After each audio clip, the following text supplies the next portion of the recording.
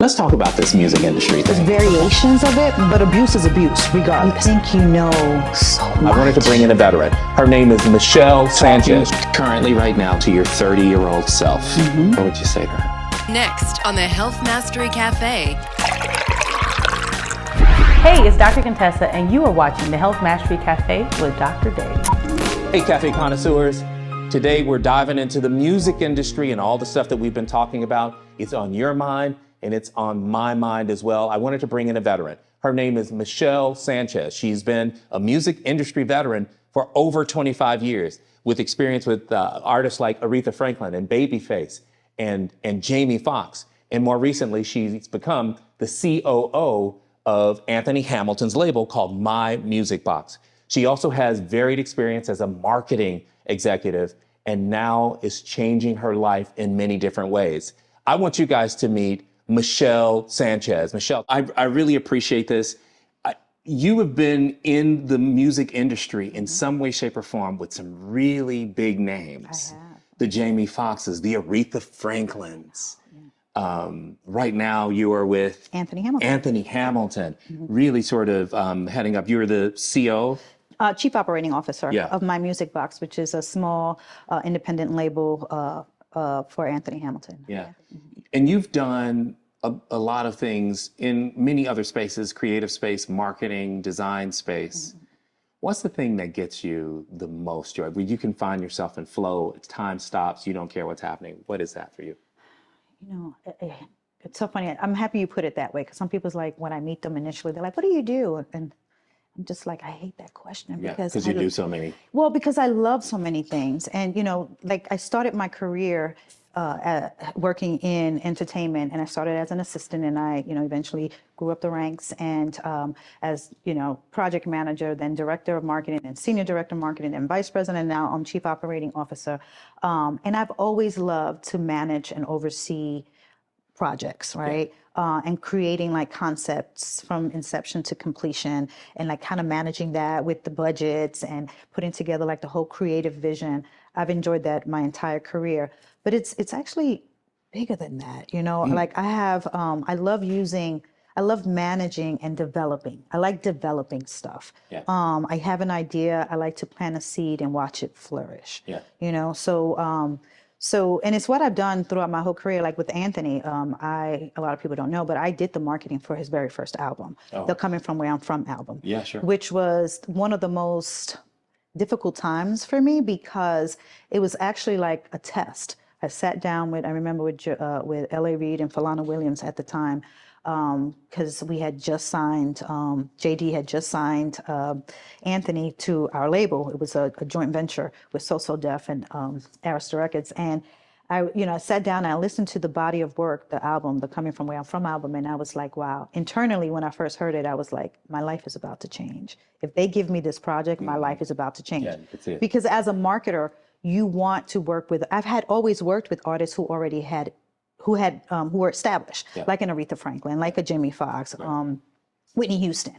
But I had never worked with an artist. I have, but they were still in the developing stages, but I'd never like worked with an artist, like I said earlier, like and planted a seed and watched it flourish, and have been able to actually have ownership, take ownership That's over right. that. Yeah. That's mine, Yeah. right? Yeah. And so when they let me listen to the music, and L.A. Reid asked me, you know, what are your thoughts? I said, my life is about to change. I want that project. Yeah. And then he said, okay.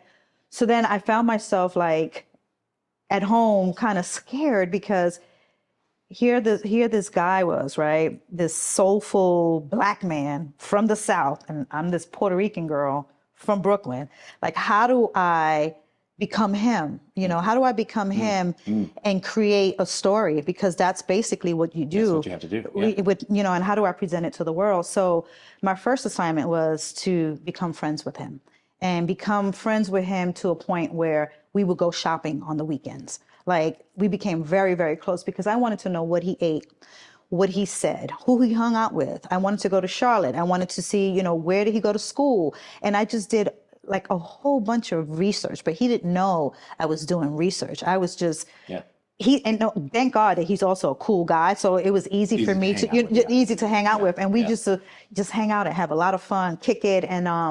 And it was his most successful album to date. Yeah. He sold 1.6 million, so it went platinum. And to this day, we were just in Baton Rouge, and he was saying the story, and I said, "Yeah, you're welcome, Mr. Hamilton." And he's like, and so we laugh. And then throughout the years, we became, we were family, and we still worked with each other. But when he had the opportunity to launch his own label and own his masters and that sort of thing, he called and he was like, "What are you doing?" I said, "Oh, I'm in Home Goods." He said, "No, I mean, what are you doing?" Like, like work-wise. And I said, right. And he was like, "No, work-wise." And he said, "Come, I have this opportunity. I don't trust anyone. I think that you will be perfect for this role." And so it's been 4 years. A natural next step for him. He was like, well, who else would do it? Yeah.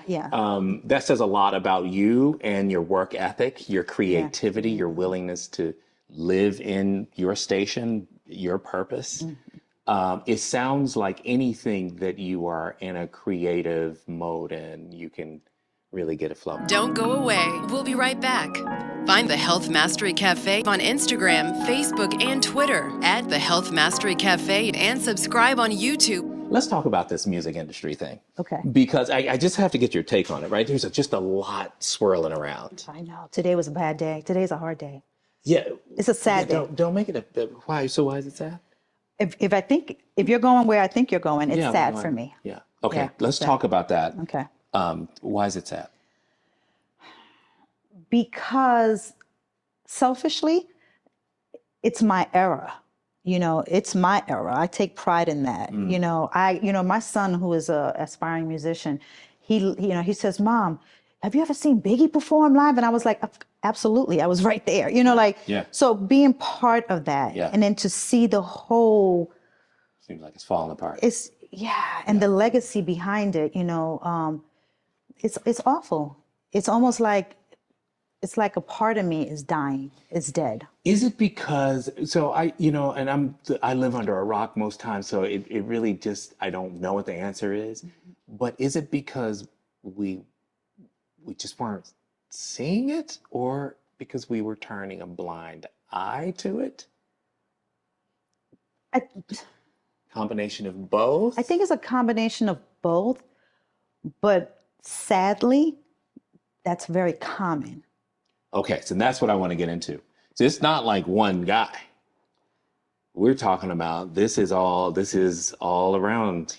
And again, there's variations of it, but abuse is abuse regardless. Right. So, there's physical abuse, there's, mental abuse, even me working in the music business, I've been there. I mean, not physically, but the whole mental thing. And this happened to me as well. I think that a lot of people, we've become used to it. It's almost like, one of the reasons why I did plant medicine, it was like, because you build a tolerance for a certain type of behavior because we're accustomed to it. You think it's okay. Right. And so I think that it's not in that the subculture, and you just are in that subculture. Right. And so I think that it's not that people were turning their heads. I think that people were so used to it, especially other people in entertainment. Like if you think about it, remember when Clarence Thomas, when he was in trouble, right? When they started implementing stuff, I remember it was, I was just graduating college. I think it was in 92 or 92, where they started implementing these sexual harassment stuff in the workplace. And that, you couldn't create a hostile environment. Right. That was only in 1992. That's not very long ago. Not that long ago. So, and then you're talking about the music industry where you're selling sex and we're not supposed to do this, we're not supposed to do that, but then you have little Kim's picture with her thing all out. And, so it's like, it's hypocrisy.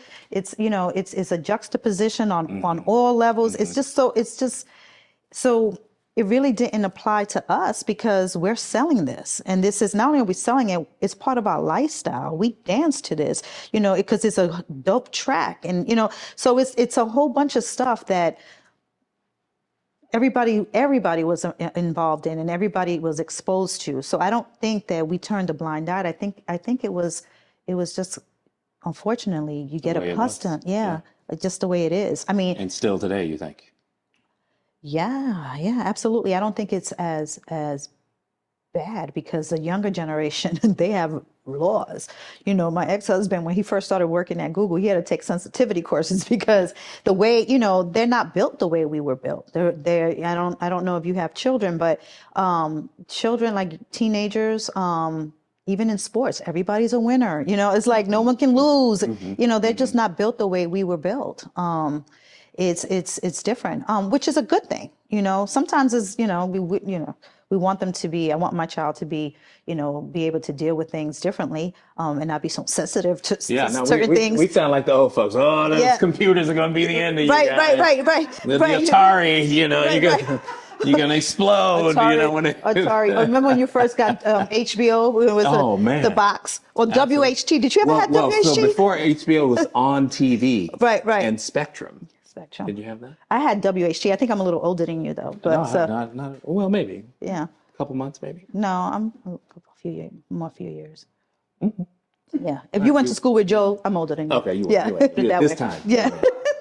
Next time, he may. So yeah, but I had WHT.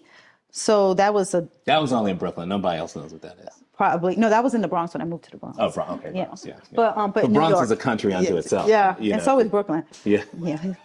So is Brooklyn. What country you live in? Brooklyn. We say that. But yeah, I think that culturally in the music industry and entertainment, unfortunately, that's just. It's got to stop. I think that it is going to take movements like Me Too or whatever it is, something similar within, because from the outside looking in, it's like, oh, this one case, obviously we're talking about Diddy, right? Right. And, you know, we're like, oh, this is so egregious. It is egregious. That case is egregious. I think he's sick. It doesn't excuse it, but he's ill. With that being said, if you're telling me, oh, bro, there's levels to this, like, you know, it happens all the time, then it's gotta end. And I think we should be hearing about more so that they can pay the price. I think it's important. I mean, anyone who has worked in the music business as long as I have been in the business, we have stories, more stories and more stories. Like it's it's not uncommon. So you were telling me offline that this is kind of a rediscovering yourself. At this point in your life, 50-something, rediscovery. That sounds like a very real, very common thing for women who are in their 50s. Tell me about that.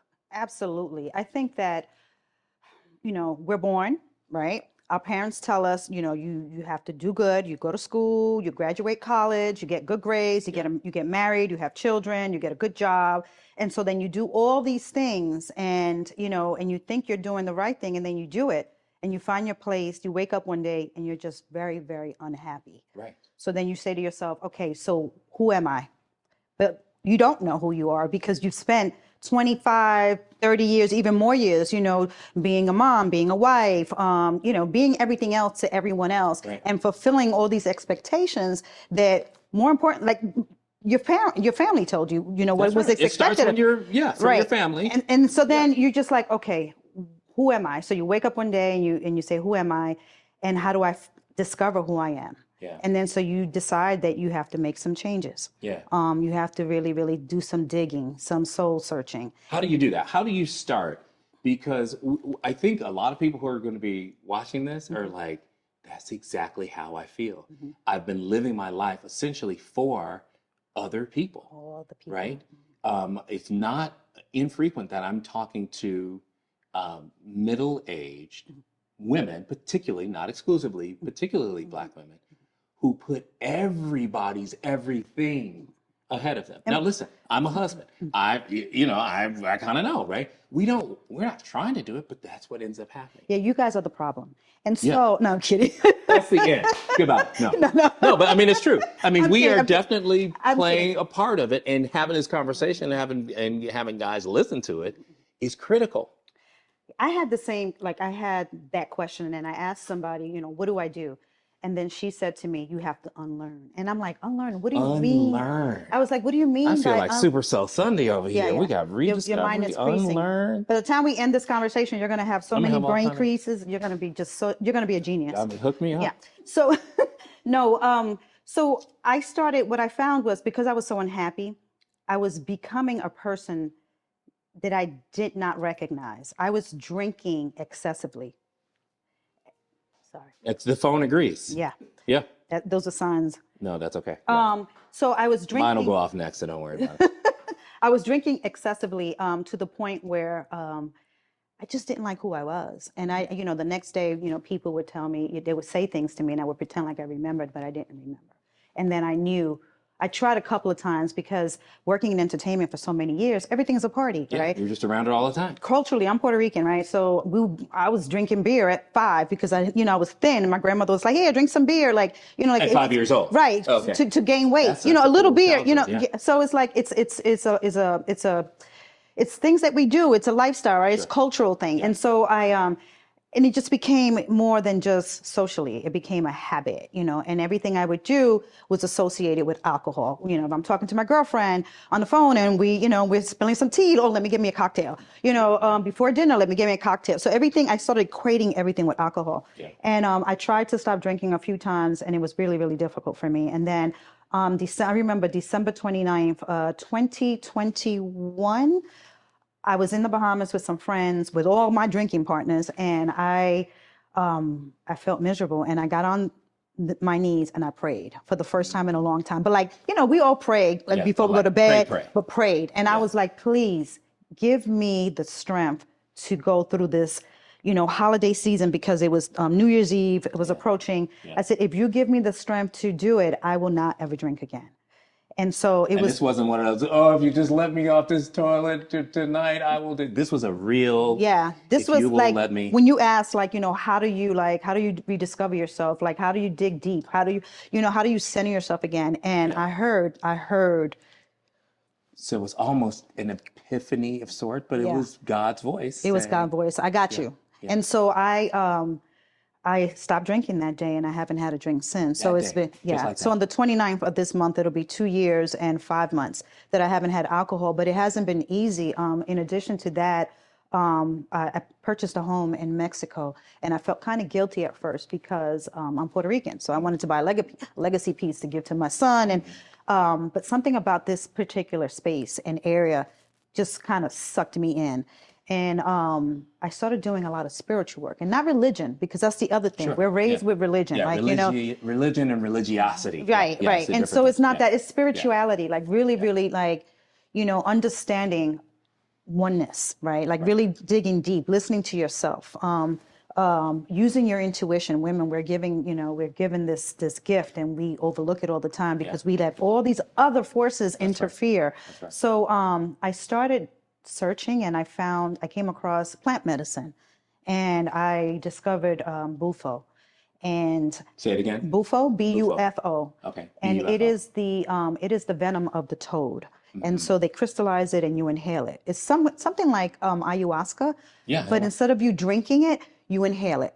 Okay. And it's not as intense. Well, it is intense, but it's not as long as ayahuasca, because ayahuasca ceremonies can go up to 8 hours, even more. Yeah. And Bufo, in 30 minutes, you're done. Sure. So I did Bufo, and it changed my life. So the first time you did Bufo, is it in the class of psychedelics? Oh, absolutely. Like ayahuasca? Yeah. Mm-hmm. Something happened. Do you remember? I remember everything, and I've done it over 15 times now. 15 times. Well, because it's monitored. Somebody's with you, and no, I do it with a shaman. I'm actually practicing with a shaman because I brought it to the States to give it to people, women. Before you brought it, Bufo wasn't here. It's not legal, but you can actually. There are loopholes. So it. Yeah, if you have a club, All right, because the doctor don't want to get you in trouble. No, just kidding. You could come to one of my retreats, doctor. Right, we'd be Bufo'd out. Yeah. But not. What happened to Dr. Dave? No, it's funny you should say that because I've had doctors come to my retreats because psychedelics are becoming such a thing, and so they want to start, because I'm not a doctor, and I haven't studied in medical school, but I know that you all do some studying of it, but it's a really small component because it's not legal here. But I understand why it's not legal here, because if it was legal here, then doctors wouldn't be as successful. Take us through it. First time you did it, when I guess you could talk about the experience under the influence of Bufo. Yeah.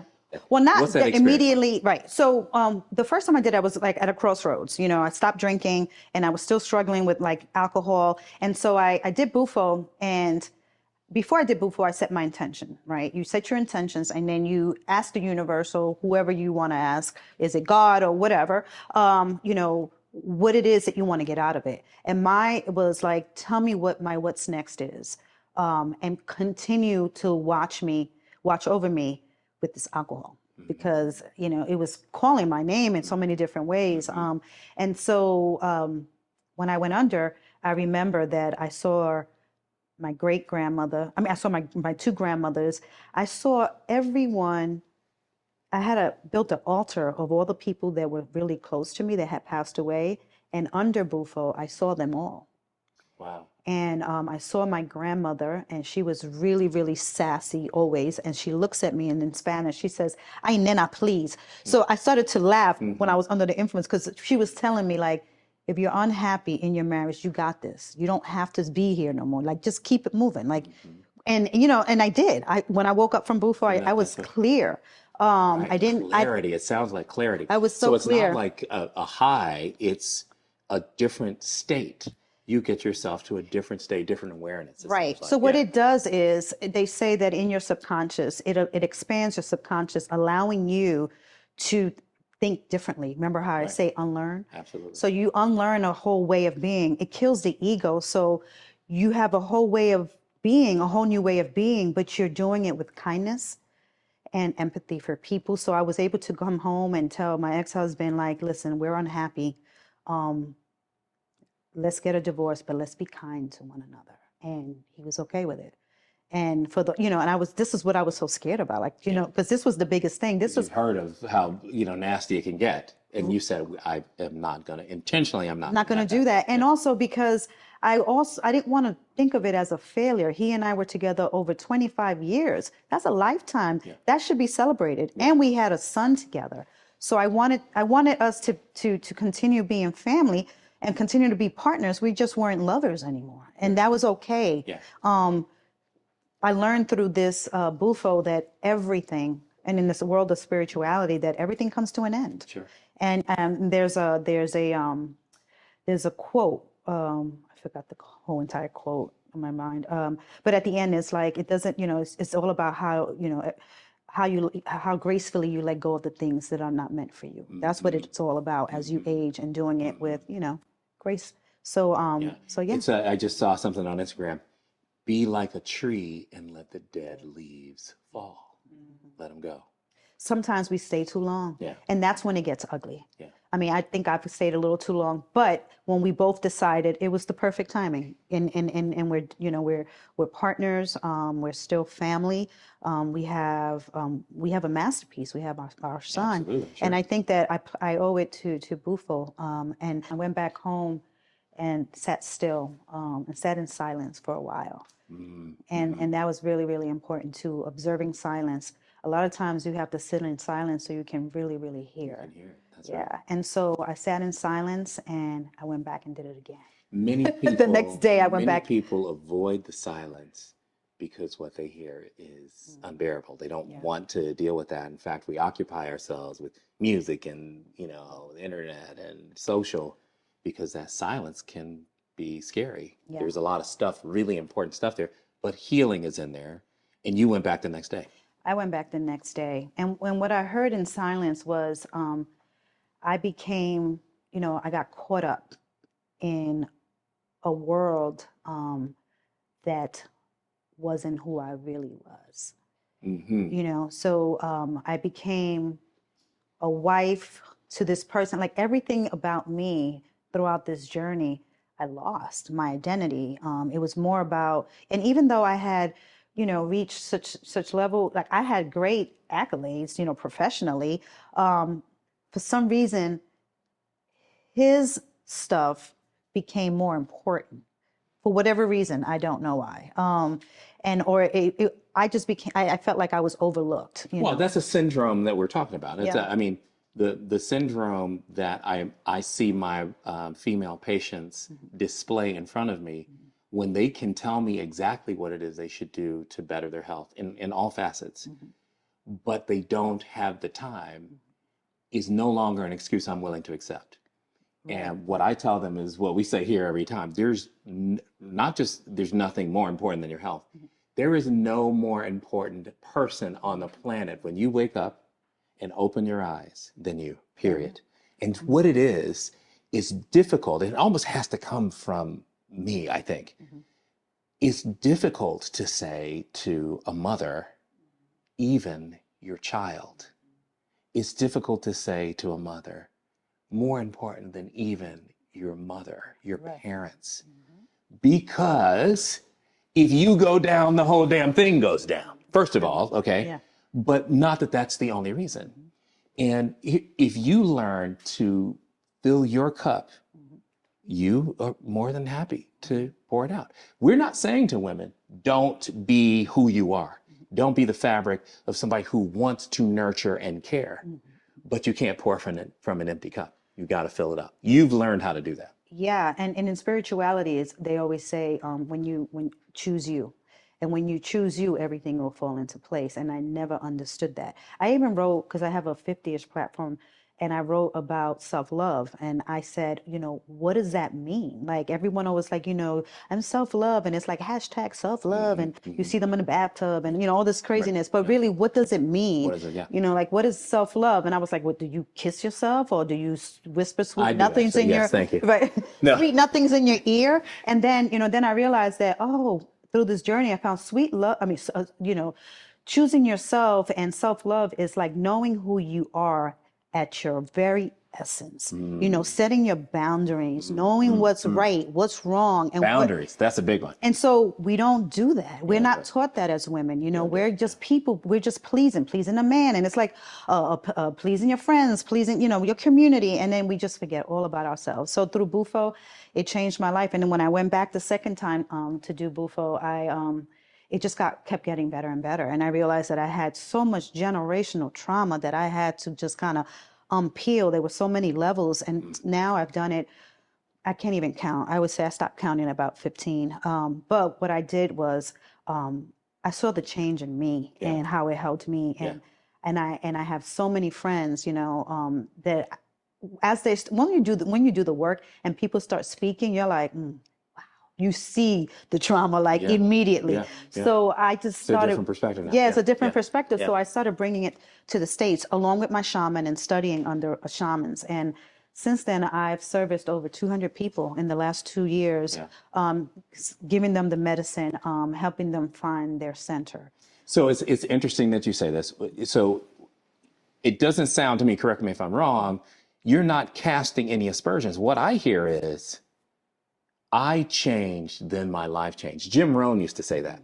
If you want your life to change, if you want life to be better, if you want your life to change, you have to change. Exactly. Not the spouse, and when you change, it all changed. The thing that happened for you was you changed. Bufo helped you change. The shamans is guiding you, helped you change. And other people around you, they're exactly who they are. Yeah. But your perspective changed. That puts the responsibility where? Squarely on you. I love that. Power. Yeah, you have the power is all within. Yeah. And it's magical when you reconnect with yourself, because we always had it. Like as kids, we have it, and then something happens as and then you get disconnected. That's like, you're supposed to do this, you're supposed to do that, you're supposed to hang out with these people. This, and you do it because it happens, or you fit in that space. And then you wake up one day and you're like, I don't know, this is not where I belong. And I think that's what happens to a lot of women. Many women then, to your point though, go their entire lives, go to their graves without changing. Here's what you're telling us, which is really important for our children, both male and female children, but certainly female children. It's okay to change. At any age. It's okay to change your mind. It's okay to change directions. It's okay, the word that we use now, it's okay to pivot. It's okay. Yeah. And I think a lot of times we don't want to change because we're going to lose a lot of people in this change. We're going to disappoint a lot of people. Yes. And again, we're not taught we can't disappoint anyone. That's right. So, be agreeable. Right. Yeah. But I was ready. I mean, and through this journey, I've lost, a lot of people, who were around. But Dead leaves. Yeah. We have to let them fall to the ground. That's okay. Exactly. We're not saying that they are a dead. So it's not casting aspersions on the other person. But for you, right, it's no longer serving you. right? Right. The new leaves will come. The new leaves will Can I come. just interject on that part? Mm-hmm. Like you talk about change, but what I hear is courage, right? And you say choose you, yes. But where did you find the courage, and what do you say to other people who are feeling it? But you have to be brave to make some of the changes that you're making. That's big, yeah. I sat in that for a long time too, the courage, because courage is a really big word. I was never afraid. I grew up in Brooklyn. I was born and raised in New York, born and raised in Brooklyn. I was always very little, tiny, petite. I was fighting all the time. I was the only. I was going to guess that. Right. I was the only Puerto Rican girl in my class. I remember when this girl said, "We don't like you because you think you black," and I'm like, "I'm not." Like, because I was. Right. Like, what are you talking about? Right. Yeah. And then, so I was always picked on. So, and then I was born premature. I always say I was born fighting, right? And then somewhere I got comfortable and I lost that. I lost that fight. It's just like, oh, I'm not supposed to do this. I'm in these, I'm sitting at these seats now, so I got to act a certain way. And so I stopped fighting, and that's what happened. So one of my dear friends, who actually we reconnected recently, he told me a long time ago when I first started working in the industry and I was about to give up, he says, don't ever change that fight in you, because when you change, that's when you lose. And it didn't make any sense to me then, but it makes sense to me now. It's just like that feistiness, that thing that keeps you going. I lost it. Yeah. I lost it. And so, yes, and it takes courage, to come and acknowledge that and then own it, and reclaim it. Yeah. And so that's what I did. And you have to be okay with, with letting things go, because in that fight, you're going to be spoken about. You're going to be, people are not going to agree with you. Things are going to change. Everything is going to change. Yeah. I think that's not something that, I can say this as a male, that males grapple with a ton, right?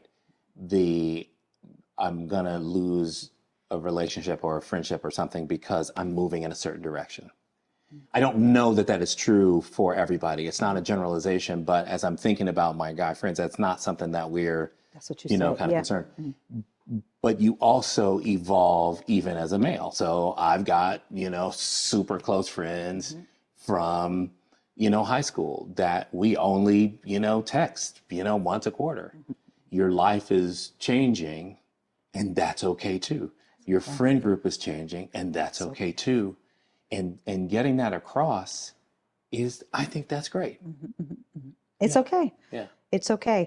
And those that are meant to be in your life will be in your life. That's right. And it doesn't mean that, that they're the people that you lose will never be part of your life. They have just shifted. Shifted, right. And you reposition those people in your life. Like certain people just don't have a front row seat in your life anymore. Oh, I like that. And right. so, they're still in the arena. They're just not in the front row. They might be sitting all the way up they still in get the to nosebleed see section, yeah. but that's okay. That's right. It's okay. So so here I am, and so plant medicine has changed my life, and so now I and here I am thinking the whole time, and you're saying like a vegan diet or something like that, and I was going to jump right into a vegan diet. No. This is not a vegan diet. So plant-based, no, it's not. No, that's not that. But I do encourage people to do a plant-based diet leading up to Bufo, because the cleaner you are, the more impactful the medicine is. So you think if you're not plant-based, you aren't as clean as you could be?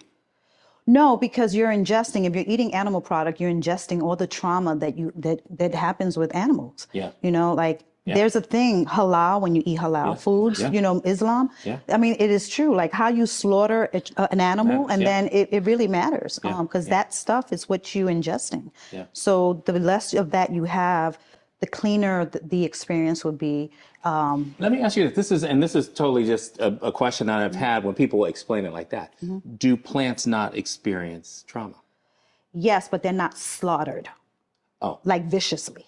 Do you understand what I'm saying? Gotcha. Yeah, it's different. It's really different. No, I understand. It's just one of those. No, I think, I'm sure somebody's especially, of course, plants. I mean, our whole planet is experiencing trauma. Yeah. But with animals, it's like, it's different. It's like you watched all those documentaries on how they kill animals and what they do to it. And never seen that in my life. No? No, okay, I don't. No, I don't. I don't. I don't. No, I know what you Yeah, mean. I don't watch it because I don't. I But get there's sad. something to say. The reason why I'm sort of playing a little bit of devil's advocate. advocate a little bit is to draw that out of you so that people can understand what you're saying.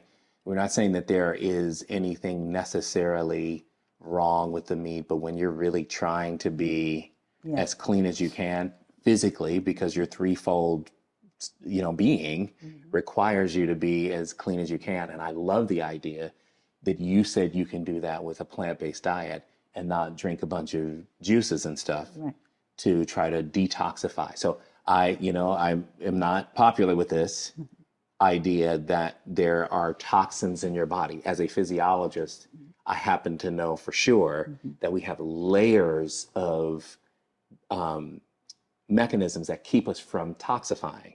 And so that if you were truly toxified, you would be sick and in an ICU. You would be septic. There are some things that are just better for your body, but the word toxify has a lot of, heavy sort of implications, and you can be as clear as possible. So I'm currently plant-based vegan. I go vegan every May and June. And I'm just going to tell you, I know for sure that my GI tract is happy because boom, you get rid of whatever it was. Well, I could tell with your skin. Oh, yeah, no, but that's been that. I'm just kidding.